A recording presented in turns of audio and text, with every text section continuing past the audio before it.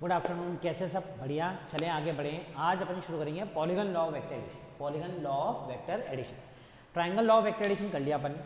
If two vector represent the two sides of a triangle taken in an order, then the third side of the triangle taken in an opposite order will represent resultant और addition of two vectors. ठीक है बेटा। Triangle law of vector addition was meant to add two vectors. दो vectors को add करने के लिए बनाया गया था triangle law of vector addition. अगर दो से ज़्यादा वेक्टर हो तो फिर क्या करें? फिर हम करेंगे polygon law of vector addition. Polygon law of vector addition, हालांकि इसमें भी यूज तो triangle law of vector addition ही आएगा। यूज तो क्या आएगा बेटा? Triangle law of vector addition ही आएगा।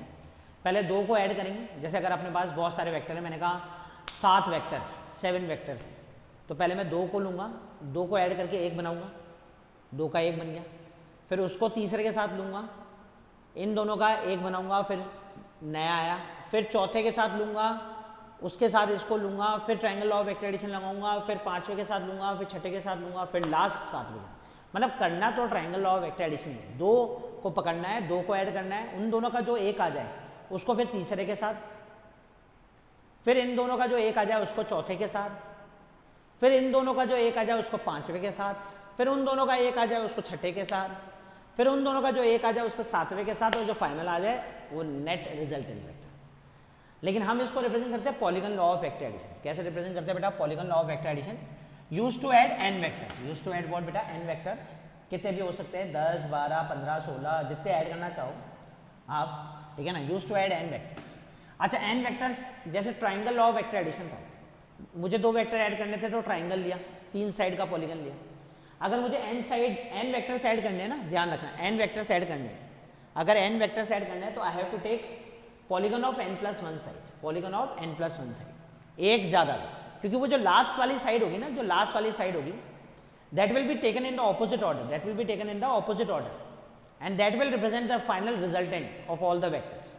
मतलब जो लास्ट वाली साइड होगी पॉलीगन की, जो आखिरी वाली साइड होगी, और पॉलीगन कितने साइड का लेना है? अगर आपको 10 वेक्टर ऐड करना है तो पॉलीगन 11 साइड का होना चाहिए।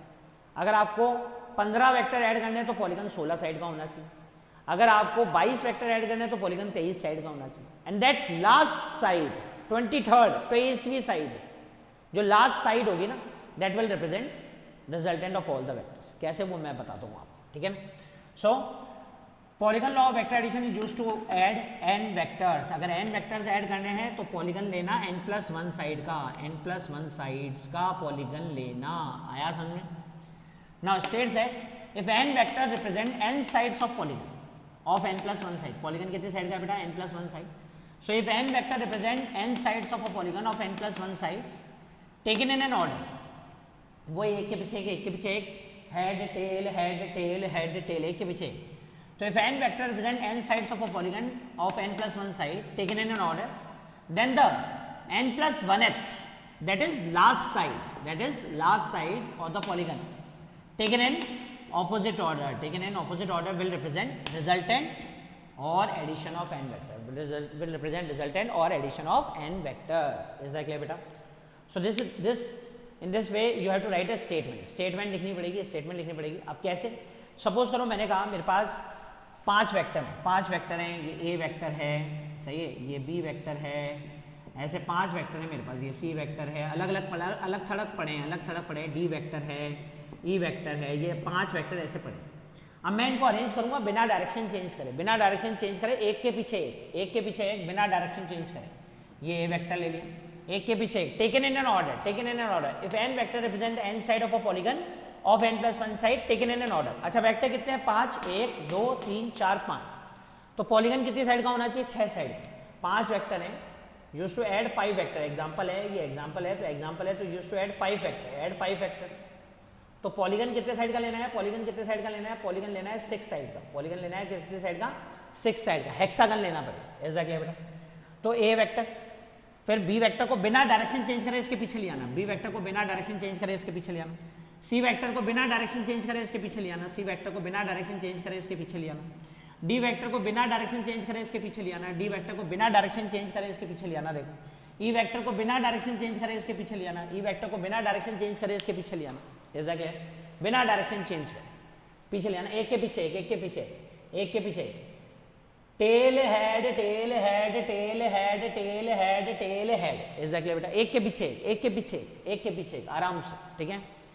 Taken in an order. If n vector represent the n side of a polygon, taken in an order, taken in an order, taken in an order, taken in an order. Then the last side of the polygon, taken in opposite order. Then the last side of the polygon taken in an opposite order, taken in opposite order. Will represent what beta? Resultant. Will represent resultant vector. Will represent resultant vector. That last side will represent resultant vector. That is addition of all these vectors. Addition of all these vectors. Addition of all these vectors. मतलब last side will represent A vector plus B vector plus C vector plus D vector plus E vector. तो तुम बोलोगे कैसे कैसे sir कैसे represent करेगा, कैसे represent करेगा? तो देखते हैं अपन, देखते हैं, आओ चलो। पहले मैंने क्या करा, पहले मैंने दो वेक्टर पकड़े ए और बी। क्या पकड़ा? ए और बी पकड़े, ए और बी पकड़े। ए और बी का triangle law of vector addition लगाया, ए और बी में triangle law of vector addition लगाया। ए और बी में क्या लगाया बेटा? Triangle law of vector addition. A और बी में triangle law of vector addition लगाया और इन दोनों का resultant If two vector represent, बाकियों को भूल जाओ बाकियों को, बस दो को पकड़ो। अर्जुन की आंख रखो, अर्जुन की आंख केवल दो पे रखो, ठीक है, दो, केवल दो को पकड़ो, बाकियों को भूल जाओ। दो वेक्टर को पकड़ा, एक के पीछे एक, और तीसरी साइड ऑपोजिट डायरेक्शन में बना दी, तीसरी साइड ऑपोजिट ऑर्डर में बना ली। That will represent R1, that will represent what बेटा? R1 कितना हो जाएगा? Triangle law of vector addition से A vector plus B vector, होगा कि नहीं होगा? Triangle law of vector addition लगाया है। अच्छा, इन दोनों का ये आ गया, अब इन दोनों का कोई काम ही नहीं, इन दोनों का कोई काम ही नहीं, घर जाओगे ए और बी। तो क्योंकि ए और बी का जो काम है वो तो कौन कर रहा है? R1 वेक्टर कर रहा है। रिजल्टेंट वेक्टर का मतलब बताया था ना, the effect produced by two vectors, effect produced by two vector will B same produced by the resultant vector. मतलब जो काम ए और बी मिलकर कर रहे हैं, ए वेक्टर और बी वेक्टर मिलकर कर रहे हैं, अब वो R1 वेक्टर कर रहा है, तो मैं R1 वेक्टर से ही काम चला लूँगा, ए और बी से क्यों करें? तो ए और बी को ऐड करके R1 वेक्टर लिया। अब इसको और इसको पकड़ो, R1 और C को पकड़ो, फिर triangle law of vector addition लगाओ। टेकन इन एन ऑर्डर, ध्यान से देखो, taken in an order, then the third side of triangle taken in an opposite order, then the third side of triangle taken in opposite order, then the third side of triangle taken in opposite order. ये हो गया triangle, ये triangle हो गया, सही बात है। Then the third side of triangle taken in opposite order will represent resultant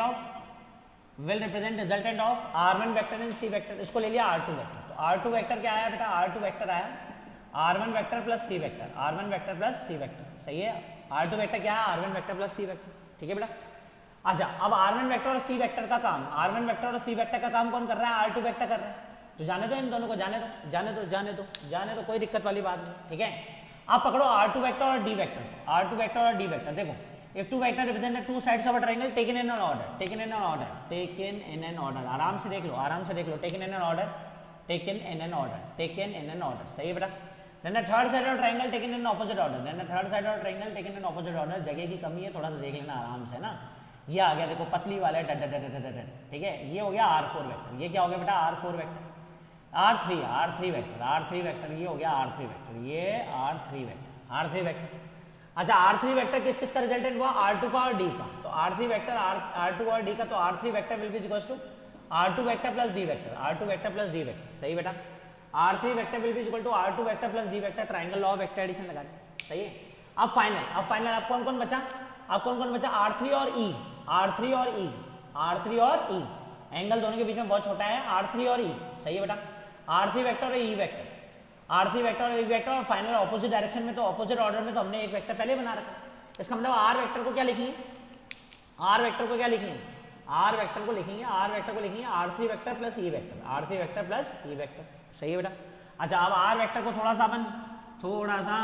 सा डिटेल में बढ़ते हैं। R वेक्टर को अपन ने क्या लिखा बेटा? R3 vector plus E vector, सही है बेटा। अच्छा, R vector is equal to R3 vector की जगह क्या लिखा? R3 वेक्टर की जगह जल्दी बोलो, R2 vector plus D vector, सही है बेटा।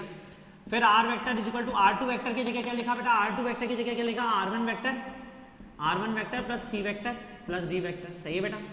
आया। फिर R vector is equal to R1 vector की जगह क्या लिखा बेटा? R1 वेक्टर की जगह क्या लिखा? जल्दी बोलो, R1 वेक्टर की जगह, ये तो लिख ही नहीं रहे, R1 वेक्टर की जगह क्या लिखा? R1 वेक्टर की जगह क्या लिखा बेटा? A vector plus B vector, plus C vector plus D vector plus E vector. अरे आ गया कि नहीं आया? तो करना तो वही है, दो वेक्टर लेकर करना है, दो वेक्टर। पहले दो पकड़ो, A और B पकड़ो, उसका रिजल्टेंट निकालो, A और B पकड़ो, उसका रिजल्टेंट निकालो, फिर उसका रिजल्टेंट और C पकड़ो, उन दोनों का रिजल्ट निकालो, R2 वेक्टर, फिर R2 वेक्टर और D पकड़ो, R2 वेक्टर और D पकड़ो, R2 वेक्टर और D पकड़ो, उन दोनों का रिजल्ट निकालो, R3 वेक्टर, फिर R3 वेक्टर और E वेक्टर पकड़ो, टेकन इन एन ऑर्डर ही है, ध्यान रखना, टेकन इन R3 वेक्टर और E vector taken in order, and last side taken in opposite order. अरे आया समझ में भाया? और फाइनली आया क्या? R vector is equal to A vector plus B vector plus C vector plus D vector plus E vector. जोड़ दिया सबको। So this is how we add n vectors. अब n तो कितने भी जोड़ सकते हैं, पर लगाना तो ट्राइंगल लॉ ही है, लगाना तो क्या है बेटा? Triangle law of vector addition ही है। Is that clear? अच्छा, इसके लिए अपन ने एक क्वेश्चन पहले ही लिख रखा है, पॉलीगन लॉ के लिए क्वेश्चन पहले ही लिख रखा है, तो अपन क्वेश्चन कर लेते हैं। ये समझ में आ गया?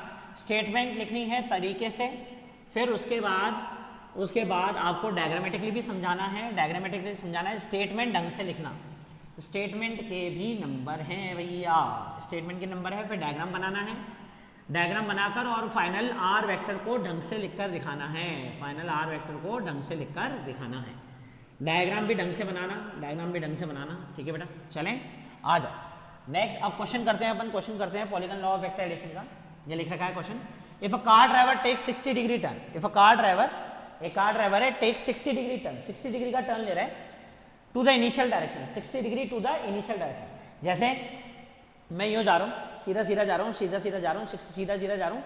अब इनिशियल डायरेक्शन मेरा ये रहा, इनिशियल डायरेक्शन मेरा ये रहा, अब मैं इसके 60 डिग्री, इनिशियल डायरेक्शन मेरा ये रहा हाथ है, इनिशियल डायरेक्शन, अब इसके 60 डिग्री यहाँ जाऊँगा, इस वाले हाथ की तरफ जाऊँगा। मैं यूँ जा रहा था पहले, ये मेरा इनिशियल डायरेक्शन, अब इसके 60 डिग्री यूँ जाऊँगा। Is that clear? If car driver takes a 60 degree turn to its initial direction after every 500 metre, हर 500 मीटर बाद, हर 500 मीटर बाद, हर 500 metre, if a car driver take 60 degree turn to the initial direction after every 500 metre, after every 500 metre, हर 500 metre बाद जिस direction में जा रहा था ना उसके 60 डिग्री टर्न हो जाता है, उसके 60 डिग्री टर्न, जिस डायरेक्शन में जा रहा है ना उसके 60 डिग्री टर्न हो जाता है। Find displacement of the car driver after first turn, second turn, third turn, fourth turn, then जितने टर्न का डिस्प्लेसमेंट निकाल सकते हो उतना निकाल। तो तुम बोलोगे कितने डिस्प्लेसमेंट निकालेंगे? देखते हैं, चालू तो करें बेटा, चालू तो करें। आ जाओ चालू करते हैं। पहले तो फिगर बनाते हैं अपन। ये ले लिया मैंने कार ड्राइवर, यहाँ से शुरू हुआ, ये ओ से शुरू हुआ, ठीक है। ये 500 मीटर चला, ये 500 मीटर चला, सही है बेटा, ये 500 मीटर चला। थोड़ा सा और अच्छी तरह से बना देते हैं अपन। ये कार ड्राइवर है, ये कार ड्राइवर है, यहाँ से शुरू करा, ये ओरिजिन। अब ये 500 मीटर जा रहा है, ये 500 मीटर जा रहा है, ये 500 मीटर जा रहा है, ए वेक्टर ले लिया इसको, सही है बेटा। ये यूँ जा रहा था, अब इस इनिशियल डायरेक्शन ये था, इसका इनिशियल डायरेक्शन ये था, इसके 60 डिग्री घूम जाता है, इसके 60 डिग्री घूम जाता है, तो इसके 60 डिग्री यहाँ घूम गया, इसके 60 डिग्री यहाँ घूम गया, बी वेक्टर, सही है बेटा। ये 60 डिग्री हो गया, सही है, इनिशियल डायरेक्शन के 60 डिग्री। अब इनिशियल डायरेक्शन फिर 500 मीटर जाता है, फिर 500 मीटर जाता है, फिर 500 मीटर जा रहा है, ये भी 500 मीटर है, ये भी 500 मीटर है, ये भी 500 मीटर। अब ये इनिशियल डायरेक्शन कैसे आ रहा है? इधर जा रहा है, इधर जा रहा है, इसके 60 डिग्री टर्न ले लेगा, इसके 60 डिग्री टर्न ले लेगा, इसके 60 डिग्री टर्न ले लेगा, तो ऐसे ले लेगा, इसके 60 डिग्री टर्न, ये 60 डिग्री टर्न ले लिया। इनिशियल डायरेक्शन ये था, इसके 60 डिग्री टर्न यहाँ ले लिया। अब ये मैंने मान लिया सी वेक्टर, ये मैंने मान लिया बेटा क्या? सी वेक्टर, ये सी वेक्टर मान लिया, सही है। अब ये भी 500 मीटर जाएगा, ये जैसे 500 मीटर जा रहा था, ये भी कितना जाएगा? 500 मीटर जाएगा, ये भी 500 मीटर जाएगा। अब इनिशियल डायरेक्शन इसका ये था, इनिशियल डायरेक्शन इसका ये था, इसके 60 डिग्री, इसके 60 डिग्री, ये इनिशियल डायरेक्शन था, ये इनिशियल डायरेक्शन था, इसके 60 डिग्री, तो ये चला गया 60 डिग्री, ये 60 डिग्री चला गया, 60 डिग्री घूम गया, 60 डिग्री घूम गया, फिर 60 डिग्री घूम गया, ये 500 मीटर जा रहा है, फिर 500 मीटर जा रहा है, इसको डी वेक्टर ले लिया, इसको डी वेक्टर ले लिया, सही है, इसको डी वेक्टर ले लिया।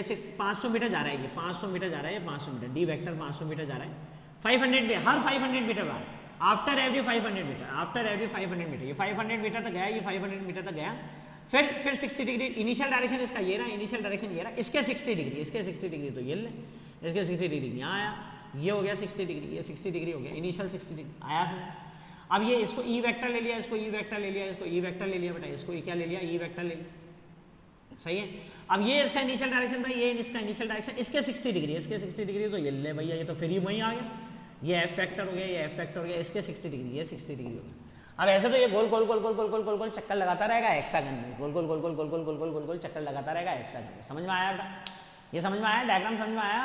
ये कार ड्राइवर था, सीधा सीधा सीधा सीधा जा रहा था, जैसे 500 मीटर पूरे हुए, इनिशियल डायरेक्शन के 60 डिग्री टर्न ले लिया, फिर सीधा सीधा सीधा सीधा जा रहा था, इनिशियल डायरेक्शन के 60 डिग्री टर्न ले लिया, फिर सीधा सीधा सीधा सीधा जा रहा था, इनिशियल डायरेक्शन के 60 डिग्री टर्न ले लिया, फिर सीधा सीधा सीधा सीधा जा रहा था, इनिशियल डायरेक्शन के 60 डिग्री टर्न ले लिया, फिर 500 मीटर सीधा सीधा सीधा सीधा जा रहा था, इनिशियल डायरेक्शन के 60 डिग्री टर्न लिया, वापस वहीं आ गया, हेक्सागन बन गया। हमने कहा ठीक है, तो घूमता रहे। क्वेश्चन क्या था, find the displacement of the car driver after first turn. तो ये तो फर्स्ट टर्न, ये फर्स्ट टर्न, ये सेकंड टर्न, सेकंड टर्न, सही है, ये सेकंड टर्न, यहाँ सेकंड टर्न लिख दिया अपन ने, ये यहाँ लिख दिया सेकंड टर्न, ये लो सेकंड टर्न सा, ये थर्ड टर्न भैया थर्ड टर्न, ये फोर्थ टर्न, ये फिफ्थ टर्न, ये अब क्या है, वो तो वापस वहीं आ गया, कोई दिक्कत वाली बात नहीं। तो निकाल लेते। फर्स्ट टर्न का डिस्प्लेसमेंट कितना हो गया, सीधा ही है, तो फर्स्ट टर्न का तो लिख दो, फर्स्ट टर्न का आंसर तो लिख दे भैया 500 मीटर। कितना बेटा, 500 मीटर, वो तो कोई दिक्कत वाली बात नहीं है, तो बिल्कुल सीधा ही है, 500 मीटर फर्स्ट टर्न, ठीक है, फर्स्ट टर्न। अब सेकंड टर्न का, तो सेकंड टर्न तो यहाँ पे है, सेकंड टर्न तो ये रहा, सेकंड टर्न तो ये रहा। डिस्प्लेसमेंट क्या होता है, shortest distance between 2 point, shortest distance between 2 point. Displacement क्या होता है बेटा, शॉर्टेस्ट डिस्टेंस बिटवीन 2 पॉइंट। तो इसका मतलब ये ओरिजिन है और ये सेकंड टर्न है, तो ये होगा डिस्प्लेसमेंट, ये होगा डिस्प्लेसमेंट। तो ये कैसे निकालेंगे, if two vector represent two sides of a triangle taken in an order, if two vector represent two sides of a triangle taken in an order, then the third side of a triangle taken in an opposite order, इसको ले लिया R1 vector. तो second turn का displacement, second turn का displacement होगा R1 vector. क्या होगा बेटा, R1 वेक्टर। निकाल लेते R1 वेक्टर। R1 वेक्टर का मैग्नीट्यूड निकालो, under root of a square plus b square plus 2ab cos theta, 2ab cos theta, सही है बेटा। अच्छा दूसरी बात मैं आपको बता दूं, सबके ये 500 मीटर, ये 500 मीटर, ये 500 मीटर, ये 500 मीटर, ये 500 मीटर, ये 500 मीटर, सब 500 मीटर है। मतलब ए वेक्टर का मैग्नीट्यूड बराबर बी वेक्टर का मैग्नीट्यूड बराबर सी वेक्टर का मैग्नीट्यूड बराबर डी वेक्टर का मैग्नीट्यूड बराबर ई वेक्टर का मैग्नीट्यूड बराबर एफ वेक्टर का मैग्नीट्यूड, सबका मैग्नीट्यूड बराबर है और 500 मीटर है। तो मैंने इसको सबको ए ले लिया, क्या ले लिया बेटा, ए, और इसको ले लिया 500, सही है। तो ए का मैग्नीट्यूड बी का मैग्नीट्यूड बराबर है, ए का मैग्नीट्यूड बी का मैग्नीट्यूड बराबर है, और दोनों के बीच का एंगल कितना है, 60 डिग्री। तो सेकंड टर्म का डिस्प्लेसमेंट कितना हो गया बेटा, ए स्क्वायर, बी की जगह भी ए स्क्वायर प्लस 2a और बी की जगह भी a और cos 60 कितना होता है बेटा, हाफ। तो ये हो जाएगा a square plus a square 2a square plus 2a square और cos 60 हाफ। जय श्री राम, जय श्री राम। तो ये कितना हो गया बेटा, 2a square plus a square 3a square, तो √3a, मतलब 500 √3 हो गया भैया। a की वैल्यू कितनी थी, 500, तो 500 √3 हो गया। सेकंड टर्न का डिस्प्लेसमेंट कितना हो गया, 500 √3, 500 √3 सेकेंड टर्न का डिस्प्लेसमेंट 500 √3। चलो भैया बढ़िया है, 500 √3 आ गया। चलें 500 √3 आ गया। अब आगे बढ़ते हैं, थर्ड टर्न का ये। अच्छा पहले R1 वेक्टर का डायरेक्शन भी निकालो। डिस्प्लेसमेंट पूछा है ना, डिस्प्लेसमेंट का मतलब क्या होता है, वेक्टर क्वांटिटी, तो मैग्नीट्यूड तो निकाल लिया, डायरेक्शन भी निकाल। अच्छा फिर कल एक प्रॉपर्टी बताई थी मैंने आपको, if two vectors of equal magnitude are acting at an angle theta, if two vectors of equal magnitude are acting at an angle theta, then the resultant will act at an angle of theta by 2। बताई थी property, बिल्कुल बताई थी। तो इसका मतलब ये दोनों कितने डिग्री के एंगल पे एक्ट करें, 60 डिग्री पे। तो इसका मतलब कि रिजल्टेंट कितने डिग्री के एंगल पे जाएगा, 30 डिग्री के एंगल पे जाएगा, 30 डिग्री के एंगल पे जाएगा, सही है बेटा। चलो आ जाओ, अब पकड़ेंगे थर्ड टर्न तो ये रहा। डिस्प्लेसमेंट ब्लू पेन से कर रहे हैं। डिस्प्लेसमेंट होता है शॉर्टेस्ट डिस्टेंस, शॉर्टेस्ट पाथ, तो ये वाला होगा। तो ये होगा थर्ड टर्न का, भैया थर्ड टर्न का ले लिया मैंने, ये R2 वेक्टर ले लिया थर्ड टर्न का, R2 वेक्टर, सही बात है। अच्छा अब R2 वेक्टर कैसे निकालेंगे, R1 वेक्टर और C वेक्टर, सही है बेटा। R1 वेक्टर और C vector, R2 vector third turn यहाँ लिखते हैं, यहाँ हटा देते हैं third turn will be equals to R2 vector, will be the resultant of R1 vector and C vector, will resultant of R1 vector and C vector, सही है बेटा।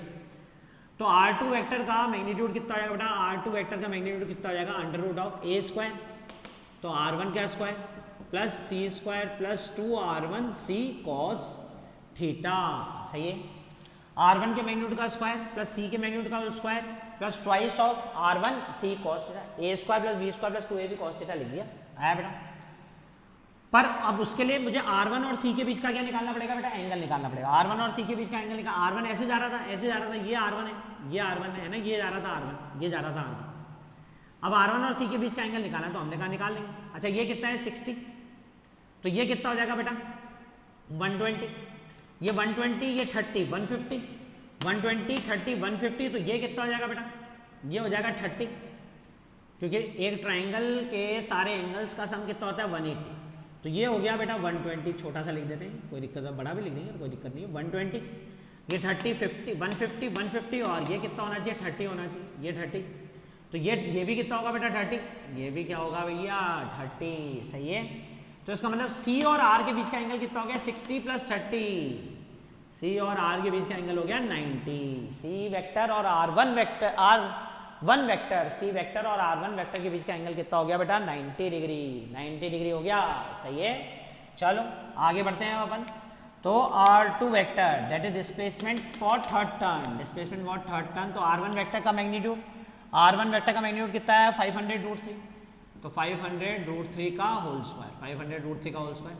C वेक्टर का मैग्नीट्यूड, C वेक्टर का magnitude 500, C vector का magnitude 500 plus twice of, इसको ऐसे रहने दो R1C cos 90, क्योंकि cos 90 क्या होता है जय श्री राम 0, तो हटा दो, ठीक है। अब इधर इधर इधर कैलकुलेट करें तो 500 का स्क्वायर इधर भी है, 500 का स्क्वायर इधर भी, तो 500 तो क्या आ गया बेटा बाहर आ गया, अंदर √3 का स्क्वायर 3 + 1 4 4 का √2, तो ये हो गया 1000 मीटर, कितना हो गया भैया 1000 मीटर हो गया, ये 1000 मीटर, 1000 मीटर, मतलब डिस्प्लेसमेंट और थर्ड टर्न, डिस्प्लेसमेंट और थर्ड टर्न कितना हो गया बेटा 1000 मीटर, 1000 मीटर हो गया डिस्प्लेसमेंट और थर्ड टर्न 1000 मीटर, डिस्प्लेसमेंट और थर्ड टर्न क्या हो गया बेटा 1000 मीटर हो गया, 1000 मीटर, सही है। अब कायदा ये कहता है कि R2 वेक्टर का डायरेक्शन निकालो, R2 वेक्टर का क्या निकालो डायरेक्शन निकालो, निकालना पड़ेगा। इस बार दोनों का मैग्नीट्यूड सेम नहीं है, दोनों का मैग्नीट्यूड सेम नहीं है, इसका 500√3 है, R1 का मैग्नीट्यूड कितना है 500√3, इसका 500√3 और इसका मैग्नीट्यूड कितना है 500, तो मैंने कहा ठीक है, ये इसके साथ मैंने कहा कितने का एंगल बना रहा है α1 का एंगल बना रहा है, कितने बन गया α1, तो α1 निकालेंगे, तो चल भाई α1 tan α1 = b sin theta, b sin theta upon a + b cos theta, आता है ना एंगल निकालना। अच्छा अल्फा किसके साथ बनता है a वेक्टर के साथ, इसको a वेक्टर ले लो, इसको b वेक्टर ले लो, सही है। तो α1 तो b sin थीटा मतलब 500 sin 90, 500 sin 90, इसको लो b बाय a 500√3, 500√3 ये आ गया 500√3, सही है, प्लस b 500 cos 90, 500 cos 90, तो cos 90 तो जय श्री राम गया ही, sin 90 कितना होता है बेटा 1 होता है, sin 90 कितना होता है 1 होता है, tan α1 500 बाय 500√3, तो कितना आ गया 1/√3, तो α1 कितना आया बेटा, α1 आया 30 डिग्री, tan में 1/√3 कब आता है 30 डिग्री, इसका मतलब ये कितने पे जा रहा है 30 डिग्री पे जा रहा है, कितने पे जा रहा है बेटा 30 डिग्री पे जा रहा है। चलें चलो ये तो थर्ड टर्न तक का हो गया, थर्ड टर्न तक का हो गया। चलें अब क्या करें फोर्थ टर्न का, फोर्थ टर्न के लिए अपन R2 और D लेते हैं, वैसे तो अगर उल्टा चलें तो ये आ जाएगा, तो आना तो इसका 500√3 है, क्योंकि इन दोनों का क्या आएगा 500√3, तो इन दोनों का भी क्या आएगा 500√3, लेकिन अपन R2 और D से करते हैं, अपन किससे करते हैं R2 और D से, R2 और D से करते हैं। क्वेश्चन हटा देते हैं, क्वेश्चन हटा देते हैं भाई। फर्स्ट टर्न आ चुका है 500, सेकंड टर्न आ चुका है 500√3, थर्ड टर्न आ चुका है आपका, थर्ड टर्न आ चुका है 1000, थर्ड टर्न पे डिस्प्लेसमेंट कितना आ चुका है 1000। अब फोर्थ टर्न पे वैसे तो मैं उल्टा भी लेकर जा सकूँ, डिस्प्लेसमेंट यहाँ से भी गिन दूँ, तो बात है कि पहुँच तो मैं यही रहूँ ना, तो इन दोनों का निकालूंगा तो वैसे जैसे पहले दो का निकाला था 500√3 आएगा, लेकिन चलो कोई बात नहीं, अब ब्लैक से करेंगे, R2 और D ले लेते हैं, R2 और D ले लेते हैं, थोड़ा सा एडवेंचरस बना देते हैं इसको, ये हो गया, इसको ले लिया R3 वेक्टर, तो फोर्थ टर्न क्या हो जाएगा बेटा, fourth turn will be equal to R3 vector, fourth turn क्या हो जाएगा R3 vector, that will be the resultant of R2 vector and D vector, R2 vector and D vector, चलो भैया चलें आगे बढ़ते हैं। R2 वेक्टर और D वेक्टर का रिजल्टेंट, तो R3 वेक्टर का मैग्नीट्यूड क्या हो जाएगा बेटा, R3 वेक्टर का मैग्नीट्यूड हो जाएगा R2 वेक्टर और D वेक्टर, तो R2 का स्क्वायर प्लस D का square plus 2R2D cos theta. मुझे R2 वेक्टर और D वेक्टर के बीच का भी क्या निकालना पड़ेगा बेटा, एंगल, R2 वेक्टर और D वेक्टर के बीच का भी क्या निकालना पड़ेगा, एंगल, R2 वेक्टर और D वेक्टर के बीच का भी एंगल निकालना पड़ेगा। तो ये R2 वेक्टर तो ऐसे जा रहा था, ये R2 वेक्टर तो ऐसे जा रहा था, सही है। अब मुझे ये वाला एंगल तो पता करना पड़ेगा ना, ये वाला एंगल तो पता करना पड़ेगा, तो करते हैं आराम से करते हैं। अच्छा ये कितना है बेटा 90, तो ये भी कितना होगा बेटा 90, सही है। ये 90 ये 30, ये 90 ये 30 120, तो ये कितना हो गया बेटा 60 होना पड़ेगा तभी जाकर 180 होगा। अच्छा ये 60 तो ये भी कितना होगा भैया 60। जय श्री राम, जय श्री राम, सही है बेटा। तो इसका मतलब डी वेक्टर और R2 वेक्टर, डी वेक्टर और R2 वेक्टर, डी वेक्टर और R2 वेक्टर के बीच का एंगल कितना हो गया 120। डी वेक्टर और R2 वेक्टर के बीच का एंगल कितना हो गया 120। चलो भैया मैग्नीट्यूड निकाल लेते हैं, कोई दिक्कत वाली बात नहीं। अच्छा R2 का मैग्नीट्यूड कितना है 1000, तो 1000 का होल स्क्वायर आराम से। डी स्क्वायर, डी का मैग्नीट्यूड तो कितना था 500, तो 500 का स्क्वायर आराम से, प्लस 2।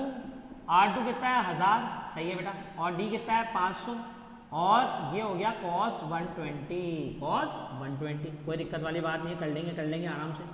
अच्छा इस 1000 को मैं थोड़ा कैलकुलेशन के लिए 500 × 2 लिख दूं, कोई दिक्कत है क्या? 500 × 2 1000 ही होता है, प्लस 500 का स्क्वायर, थोड़ी कैलकुलेशन थोड़ी आसान हो जाएगी, प्लस 2। इस वाले 1000 को भी 500 × 2 लिख दिया, 500 × 2 × 500 इंटू cos 120 कितना बेटा -1/2, cos 120 कितना बेटा -1/2, cos 120 हमेशा ध्यान रखना, cos 120 डिग्री कितना होता है -1/2 होता है।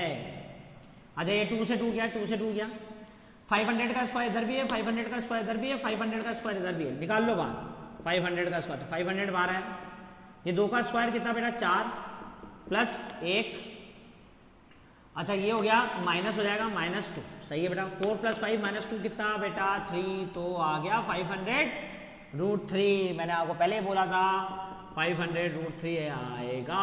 अरे मुझे इसका डिस्प्लेसमेंट निकालना था इसका, तो मैंने क्या, मैं यहाँ से भी निकाल सकता था, मैं यहाँ से यूँ जाऊँगा तो भी तो यही पहुँचूंगा, यहाँ से यूँ जाऊँगा या यहाँ से यूँ जाऊँगा तो भी तो यही पहुँचूंगा, तो भी 2 वेक्टर का पहले ही निकाल चुका हूँ 500√3, तो आना तो 500√3 था, लेकिन मुझे आपको R2 और D वेक्टर का भी सिखाना था, R2 और D वेक्टर का भी सिखाना था।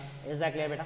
चलें अब R3 वेक्टर का डायरेक्शन भी निकाल देते हैं, R3 वेक्टर का डायरेक्शन भी निकालते थे। ये α2 ले लिया, α2 यहाँ लिख देते हैं, फॉर्मूला तो सामने लिखा हुआ ही है, tan α2 इज टू ये A वेक्टर ले लो, और ये B वेक्टर ले लो, तो ये हो जाएगा 500 sin 120 डिग्री। थोड़ा सा इसको उधर कर देते हैं, जगह की कमी के दें। 500 sin 120 degree, 500 sin 120 degree divided by a की जगह क्या लिख दो बेटा 1000, ए की जगह लिख दो 1000 प्लस 500 cos 120, सही है बेटा। थोड़ा सा खिंचपेच हो रहा है तो आपको देखने में परेशानी होगी, तो अपन इसको थोड़ा सा इधर की तरफ लेते थे, tan α is equal to b किसको लिया बेटा डी को, तो ये हो जाएगा 500 sin 120 डिग्री, सही है बेटा, tan α2 बाय ए किसको लिया, ए के साथ एंगल बनाता है 1000 बेटा, तो 1000 प्लस बी किसको लिया है, डी को लिया है, तो 500 cos 120। अरे आया, चलें तो tan α2 will be equal to 500। अच्छा 500 नीचे से 500 ऊपर से कॉमन ले लो, इधर से 500 कॉमन ले लो, 500 से 500 कट जाएगा, ऊपर क्या बचा sin 120, इधर 500 कॉमन लिया तो कितना बचा 2, इधर cos 120 आया बेटा, sin 120 √3/2, 2 minus cos 120 minus half. अच्छा √3/2, 2 माइनस हाफ 3/2, 2 से 2 गया, फिर 1/√3। ओ ये वापस 30 डिग्री आ गया, सारे 30 डिग्री आ रहे हैं, सही है बेटा, ये भी 30 डिग्री।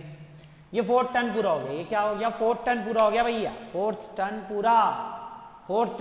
अब 5th टर्न, तो 5th टर्न तो यही है, तो डिस्प्लेसमेंट तो यही ले लो। 5th टर्न का डिस्प्लेसमेंट क्या होगा 500, 5th टर्न का डिस्प्लेसमेंट 500, और 6th टर्न का, ये 6th टर्न वापस यहाँ से ले लेगा 6th टर्न का डिस्प्लेसमेंट 0, 6th टर्न का डिस्प्लेसमेंट 0, फिर घूमते जाएगा, बार बार आते जाएगा। आया बेटा, पहले अपन ने इन दोनों का पकड़ा और ये डिस्प्लेसमेंट निकाल दिया 2nd टर्न का डिस्प्लेसमेंट, फिर इन दोनों को पकड़ा 3rd टर्न का डिस्प्लेसमेंट निकाल लिया, फिर इन दोनों को पकड़ा 4th टर्न का डिस्प्लेसमेंट निकाल लिया। 4th टर्न का डिस्प्लेसमेंट आप यहाँ से भी निकाल सकते हैं, इन दोनों को ऐड करके भी निकाल सकते हैं, लेकिन थोड़ा सा मैंने कहा अच्छा वाला करा दे तो सारे एंगल निकालने आ जाए। इज दैट क्लियर बेटा? ठीक है, ध्यान से देखें इसको, कोई भी परेशानी हो तो फोन करके पूछ ले। Bye, take care.